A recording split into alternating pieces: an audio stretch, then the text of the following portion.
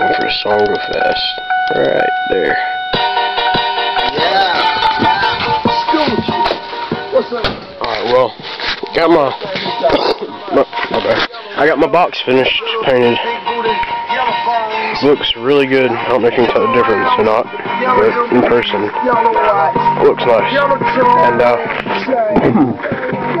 getting ready to put everything back in. Yeah, get you all that.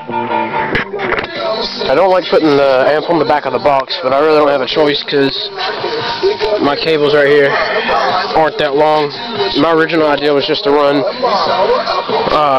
the cable. I was cutting the whole thing in half because it was like, I don't know, it was long, and I was just going to cut it in half and run 2 wires out of the port and then to the amp, but I changed my mind and put those in there. And when I put those in there, I wasn't thinking, I'll put those bolts in there, when I put them in there, I wasn't thinking that I could just make a little bitty jumper that goes from bolt to bolt. So instead, what I did was I just ran 4 separate wires because I'm a dumbass. But I'm going to put the amp on the seat whenever I get a little more money to buy a little more wire. They're that expensive at my shop. But yeah, just a little update.